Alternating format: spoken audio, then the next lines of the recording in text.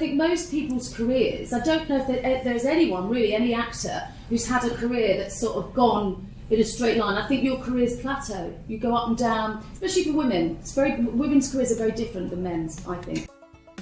Welcome to a very special edition of the HR L&D Podcast. This is an episode brought to you following a private Q&A that I had with the cast of How Love Is Spelt, a play by Chloe Moss that's taking place at the Southwark Playhouse until the 28th of September.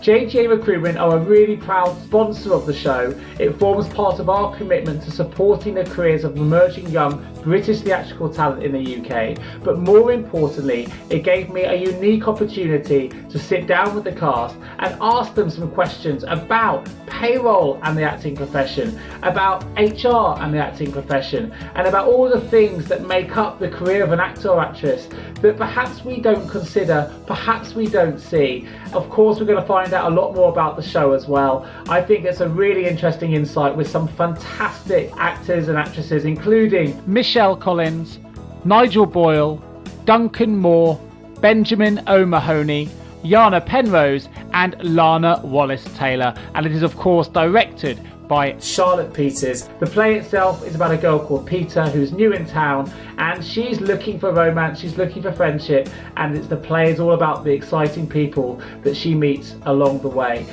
I don't want to give too much away. I want to hand over to the cast. They give a much better account of it than I do. Most importantly, please stay tuned for what I think is a really interesting, fascinating and insightful view of what it is like to work in professional acting. The sound quality does start a little bit shaky, but will improve during the episode. So over to the cast and enjoy. So question we have is obviously we come from a recruitment background, right? So we run a recruitment business, but we have random, which you might know, specialisms, which is payroll, human resources and marketing. So joining us on the podcast, we have, let's start with yourself, Ben. Hello, my name's Benjamin O'Mahony. My name's Larner Wallace-Taylor. I'm Yana Penrose. And I'm Duncan Moore. Hello, welcome. The first question we had is, how do you guys manage multiple careers? Because when you're acting, I know that yourself, you have a massage business. Is that right? None of these guys know about that. I've exposed it. Why have I not had a massage For yet? that very reason. I feel bad. I've dropped me on the first question. I've dropped you right in it. So you obviously acting is your passion, right? So how difficult is it to juggle multiple careers to make it work? I don't do much of that anymore. I used to have a couple of people who work for me, and then I downsized the business, and I decided to move away from it because it was taking too much admin time. And I've always done a few different bits, and they've all been kind of separate enough that they kind of slot together around my time frame. I've always tried to avoid having an employer. Just like being able to have some kind of autonomy or ability to slot things in rather than having to ask for time off, which I just didn't enjoy. So that, voiceover, teaching, coaching. Does it make it difficult to focus on acting? Yes, to an extent. It depends how much time you actually have to do acting. Like whether, I think it does sometimes. I know loads of mates decide to go and become personal trainers or train up and stuff. And they spend a period of time, they really throw themselves into it. And then all of a sudden they hate the fact that they've built up this really successful job as a personal trainer because they want to be an actor. And then they loathe their day job. Sure. They feel like they're not doing their real job. That makes sense. So Nigel's just walked into the room. Hello, Nigel. Hello. I've got a question for you, actually, straight off the bat. So I was sat next to a colleague of mine who, this is his first piece of theatre he's ever seen, absolutely loved it. Yeah. And he had no questions at the start of this, and at half time he's given me all the questions. He said, so I'm watching this, and yourself in the final scene, his question to me was, can you ask him what else does he do with the rest of his day? Does he literally just turn up for the final part of the performance, and that's it? Yeah, I literally get here about 9:30 and then get my costume. No, I don't. We all get here for 7 o'clock. The show goes up at 8 o'clock. We all get here for 7 o'clock. Have a warm up together. That's quite important. And a chat. And review the day. And then we all do our own thing. So we got to get into costume, read for a bit, and then go through my scripts, go and warm up myself. But yeah, and then I don't really come on stage till nearly 10 o'clock. So it's quite hard to stay mentally focused. But then I come down here early and listen to the show scene and kind of get myself get my head in gear, as it were. And You do stuff in the day as well, don't you? You don't just come to the theatre. Oh, goodness, yeah. So, and I've got 2 kids, so it's really busy. My wife's an actress as well, so we're usually juggling kids and kind of meeting at Charing Cross Station, swapping over and going to auditions. It's full on, but You all play quite intense characters. How long does it take to get into character? Larner? Not very long, really. I think the main thing for me is like energy, so like making sure I've not done something in the day that I'm energetic enough, I'm acting to exercise something, but that I'm not too tired, or that I feel like I'm in the right headspace, so we might do like a vocal warm-up or something, or together or individually, and then just making sure that we have enough energy to like go into it and really bring it. Just professional, jump straight back into it. Michelle Collins has just joined us as well. Hey Michelle, how you doing? Hi. We were just saying how exhausting it looks to watch to play your parts. Like yours in particular, you have that nervous energy that goes through. I watch it and I felt knackered watching it. I've seen it twice now. Oh, okay. Both times I've gone back and I feel tired. So it must be quite exhausting. I know you've got an early start tomorrow. I have got one question which is actually from one of our clients who said, can you ask Michelle this question? So I'm asking it. It's career orientated. They say, when it comes to acting, what would constitute a promotion? Is it the size of the part, the medium it's shown in, i.e. radio, theatre, TV or film, or the size of the paycheck, or something else? It's really hard because the word promotion doesn't really come into our world. It's quite a strange, I don't really know. It's a hard question because, you know, your career is, I mean, sometimes your career is guided, sometimes it isn't. Some people go, oh, I've planned, but you're very lucky if you can plan your career, I think. Sure. I think it generally comes organically, and you have an agent to get jobs. So, I mean, what's a promotion? Like, I suppose if you did a good TV role and then somebody saw you in that and then gave you another role in something else, or if you do a play and a casting director comes along and then might see you for another play. So it's sort of a hard question. I mean, of course all actors have to earn money, yes. Sure. And sometimes, for me particularly, having been a single parent for a long time, I have taken jobs for money, and I will admit that. But then I've done other jobs that didn't pay at all, but I really enjoyed them, and they actually really paid off in the end. So I think you sort of know, and it's good if you can sort of mix and match it a bit, really. But I think most people's careers, I don't know if there's anyone, really, any actor, who's had a career that's sort of gone in a straight line. I think your careers plateau. You go up and down, especially for women. Women's careers are very different than men's, I think. That's interesting. Why is that? Children, family. Women don't generally it's getting better in theatre to get as good roles as men, and women tend to give up sooner than men do. Or when women take time off to have children, they go back and they're often not in the same place where they left. It's sort of harder to get back on the ladder, sure. I think. And I think a lot of women, particularly sort of around my age, there aren't, well, I would say yes, that it's very competitive, but there are a lot of women of my age that gave up quite a long time ago because they couldn't sort of hack it really, and didn't want, and I think it's got harder, and I think financially it's a very precarious industry. I hadn't realised. You shouldn't really do it for the money. If someone says, it's not a job to do for the money, you're mad. You might as well go and be a banker or something. You know, it's. I hadn't realised that you had that difficulty as a woman in the acting profession, because but you probably have in your industry, we see it all the time, right? And we get the stats to come back. Yeah, and it's exactly the same, but it's also reflected in the roles that are written for women on stage. Sure. Like, there's a distinct imbalance between. But it is getting better. It is getting better, but it still needs to shift more. I mean, the last couple of years, because of what's happened in the industry, at least people are talking about it now and are aware of it. You know. So what's the most difficult role you have played in your career, which is varied, and how did you prepare for that? I'm just trying to... I played a role where I had to be in AA, and I'd never been in AA myself, and I had to go to an AA meeting, and I turned up at the wrong night, and it was a boys' brigade club. Oh wow! And I was so nervous. I'd sort of got myself so hyped up to go to this AA meeting.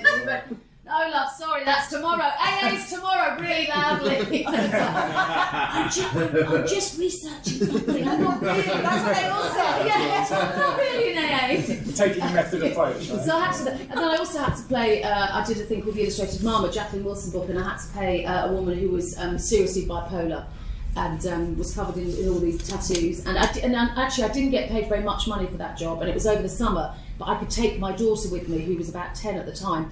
And I just had a feeling that this job was going to be good. It was a female director. It just felt good. And actually, that ended up winning an international Emmy and 3 BAFTAs. And I got paid hardly any money for that. But I had a really good feeling that was going to be good, you know. And I did a lot of research for that. I read a couple of books. And I mean, if you can, you should. Most actors do. Most actors, if you're playing somebody that's sort of alien to you, I think you do research. I think. You've all got quite varied TV, or a lot of you got a lot of TV background or film or different things. How different is it preparing for TV and film, or even big, huge theatres which use numbers to something that's so intimate as a space like this? Well, theatre's great because you get the luxury of time, and you generally have 3 to 5 weeks rehearsal process to really talk about the character. And I think the first day of rehearsals we just sat and talked about our characters. Whereas with TV you don't get that luxury, and it's all very fast, and you know it's you get on set, probably never met your You're actor expected before. to be prepared. Yeah, so you've got to prepare, of course you have, but you just don't get the luxury of time, and you don't get, you know, with theatre, you know, all that kind of performances probably speak for everyone. It's kind of evolving a little bit, and you know, certain things may change each performance, and you know, and that's a good thing. I think it's you know, Charlotte's given us a really good platform. Working with us, and now it's ours now, and it's kind of, we're building on it, and it's changing, and it's very different because with TV you've never seen the set before probably, and you've never met the actor that you might be working with, and all of a sudden you've got all this business to do, and you know you've got to go over there that you've sit on that sofa that you've never seen before. And it's, you know, it can throw you a little bit, but you kind of anticipate that now, and it's different. That's good. You had a marketing specific question, didn't you? Yeah, so I mean, how important for you guys is personal branding within the acting profession, and how have you sort of seen this change within the emergence of social media? Does that kind of affect the way you guys prepare for things or the way you conduct yourself? I feel like I came out of drama school just as Twitter and stuff was becoming a thing, so we weren't told. I know that people now are told that you have to be on Twitter and stuff and have an online presence, but I've got jobs from being on social media. You know, I've made life-changing connections from Twitter, but I also know people that have lost jobs from being on Twitter, and that's not what you want to do. So I think when you use it well, like social media can really help your career. Does it form part of your day-to-day careers now, though? You have to have a sort of moment of your day where you go, I need to spend a little bit of time on social media. I don't, but a mate of mine who I did a job with, he then went off and did a really, like, he wouldn't have any problem with me saying this, but he did a relatively small part in a really small part in a big TV show which has a big American following, and he had maybe about, I don't know, 500, 600 Twitter followers, done a few jobs and things like that, and he really dedicated himself to Twitter. Like he did about 6 months of intensively tweeting all the time. So he did it every time he was on the loo. Go through, tweet on the loo. He followed everyone back, and he managed to grow his following from about 500 people to just under 1 million. Wow! In 6 months, got a blue tick, and has used that to transfer that in kind of for quite good. He also was the artistic director of a theatre, like a really small community theatre. He managed to create events and channel it, make whole events where it channeled a whole revenue stream of funding into supporting this television show that he was in, themed events around that, which people would fly in from the States for. He had maybe 2 or 3 scenes over about 2 episodes. I'm talking like, but he built it up enough that he really sold it, and he turned it into a revenue stream, not for himself so much, but more for the companies he was part of. And I really respected that. I thought that was That's great. It's impressive. Fantastic story. Cody, you had a question for Michelle?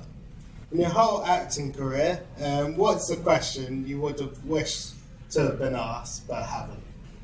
I can't answer that question. That's a really. Tell me what you mean. Like, you must do loads of interviews, including this one, and there must be some aspect of what you've done that you've been really proud of, but nobody's asked you about. Yeah. Oh God, that's a really tough one. What would I think?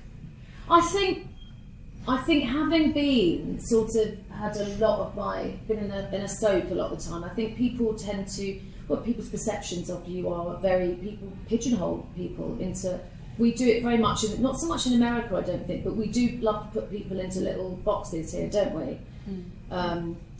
You know, and no one has ever said, oh, would you, I've only ever done one Shakespeare ever, which is Romeo and Juliet, and I never went to drama school because I didn't get into drama school. I was turned down by 11 different drama schools. Wow. But look at you now. You've done amazing. I'm not saying that, I mean, you know, I don't know, perhaps I should have gone to drama school, I don't know, I might have got some more Shakespeare. Maybe that's the question. Why did you get rejected from 11 drama schools? What happened? It wasn't the right time for me. There weren't many working class kids around really that were going to drama school, that, you know, there weren't really, you know, what was there on telly? There weren't really any soaps, there weren't, I mean, there were a few sort of decent dramas, I suppose, like Play for Today's, things like that, but there wasn't that much work around for working class actors at all, and I think, you know, they probably had their quota of a working class sort of cheeky white girl, do you know what I mean? So I think it's very different now, but in some ways I'm sort of glad that I didn't, because I had a very varied career. I started off in the Fringe and then I went to a pop band and diversified and did lots of different things. So of course I've had a very, very different career, but I don't know. Here at JGA HR Recruitment, we appreciate the difficulties associated with sourcing, attracting and recruiting top talent. We also understand just how costly a poor hire can be. We want to help you, and we're a niche HR recruiter that will actively listen to you so we can understand your challenges. We will then partner with you to overcome these challenges by resourcing HR talent who will help your business to achieve fantastic organisational success. Contact us today on 01727 800 377 or visit jgarecruitment.com to find out more. Because you all know it intimately now, which part do you think is the most challenging to play? Which one do you think is the most fun to play? So if you could swap parts or pick a part, most challenging and most fun. I think Larner's probably got the I don't job. think there's any challenge. Don't envy Larner. That's got to be the most challenging. Tell us why. So my character Peter is on stage for the whole time, and she meets a series of different characters throughout the course of 2 weeks. It's set over 2 weeks. And they're all people that she meets as she moves to London. So my character stays on stage throughout and interacts with each as they come on. So I think in terms of duration and amount to learn, mine is definitely the hardest. But I might say that Nigel's is the hardest, actually, I think. And I think that Ben has the most enviable part. So Ben has like a really fun, cheeky, chappy kind of like quite taking his clothes off, basically. He's in his pants the whole time. He's very like comedic, very vibrant, very energetic, and he's great at, obviously. I'd say Nigel's the most challenging because there are so many questions that people have, I feel like, I don't know, you guys have seen it, at the point at which he comes into the play, that need answering in 15 minutes. And I think that that's really, and so much of the dialogue in that scene is so like broken and repeated, and looking at it in the rehearsal room, it's really difficult to like find a path of where that goes. And I think that, I find that the most challenging scene of the bunch. What do you think, man? Yeah, well, I guess so. But I love playing the part, and as soon as I read it, I wanted to do it. And reading the whole play, I don't know how Larner stays in character, because, well, not stays in character, but without any breaks, and plays each of those scenes where she's in a different mood, she's got a different kind of outlook. It's so difficult with no breaks. And I learned the other night that she doesn't even get a sip of water. I've been sitting in that dressing room with you for an hour. That's the hardest thing. If you turned up at my drama school, I wouldn't let you in it. She's an absolute lollipop. Hair extensions. I've got hair extensions. Makeup all over my desk. Slightly different question, so Yana. Hello. Would you recommend acting as a career choice for those that are, young, they're enthusiastic, they think, I want to be an actor, my daughter, she's 10 years old, she wants to be an actress when she grows up? Is it a career choice you would recommend? Yes. No, yes. It's hard. It's hard out here. So would I recommend it? Yeah. Whenever you ask an actor that question, they're like, no way. And we were joking about it, weren't we? But we'd never recommend it. But I can't imagine ever doing anything else. Well, except for the add-on jobs to make acting happen. Sure. I can't imagine doing anything else. But I think it is worth considering the risks and the lifestyle before you enter the industry. I think a lot of people sometimes go to drama school, say they want to become actors or accidentally become actors or whatever, and they don't understand what it's like to be an actor practically when you're not in the rehearsal room or on stage having a great time. Like, what is it when you're like, oh my god, how am I going to pay my rent this month? And when's the next audition coming in? And oh my god, does my agent hate me? And the moment that those worries and concerns start to take over the joy of the doing it bit, that's when you should stop. And I don't necessarily recommend acting, but I recommend doing something that you love with your whole heart. And acting is not just theatre. Like, there are so many amazing jobs in theatre that are designing, that are writing, that are sound, that are production, that are casting, that are like. Although the actors, the people that you see on stage, I think sometimes people think that that's all there is, and there's so many amazingly creative and more lucrative like jobs you can do in theatre, and it's not just about that. Yeah, and also there's so much more to the job, isn't there, of being an actor than just kind of what you see, in the final edit on TV or on stage. There's so much stuff that surrounds it that are you good at time management? Are you highly motivated when there's no one else there to push you into sending emails? What are taxes? What are taxes? There we go. Things like that. You just need to... all the other stuff. But it's quite fun. Yeah, it's really fun. So, while we're talking about the payroll tax fees, when it comes to things like payroll and you are running multiple jobs and you've got different people paying you from different streams, like how complex can it be for you guys to have your payroll run correctly? If it's not, what happens? Like, where do you go? To begin with, you earn nothing, so it's really easy. And then when you do earn, it becomes complicated, specifically when you do earn it in different countries and different tax and things. Sure. Like that. That was the first time when I was like, this is a pain, a real pain, trying to deal with an American tax system, a South African tax system, and like an Irish tax system, wherever you are, and you are a non-domicile, so you're trying to deal with those. And if you're cheap like me and you can't be bothered to hire an accountant, and you hate the idea of not knowing how it works, you just spend your whole time reading about weird tax rules and not ways to get around it in any way, but ways to at least understand how you're supposed to do it, how you're supposed to go, but I've paid it there, what do I do with this and that and this? That side of it took a bit of work. But when you're not earning much, it's really easy. You've got hardly anything to put in the earning brackets and loads of the expenses, and then you don't owe them anything. But also, it's so variable. Like, one year you can earn loads, and the next year you can earn not so much. And that's also something that HMRC make it quite difficult for us. In the hard to sense. plan for, right? Yeah, because how are you a supposed mortgage to know? company as well? Yeah. Like, so I've got a mortgage, got a house, all cool, fine, and then you realise, oh god, I've got to keep my accounts looking really stable in a job that goes up and down, because my accounts have to be readable to someone who has no idea what the life of an actor is like and knows that it will go up and down. So you need to be like, okay, I've got to make sure there's a threshold under which I do not earn, because my accounts have to look stable. I need to look like a business someone wants to invest in. And also having to pay tax on account, which really frustrates me. Yeah, sure. You have to pay half of what they estimate you'll earn next year. I think it's a good thing that the government's doing the tax every 3 months, though.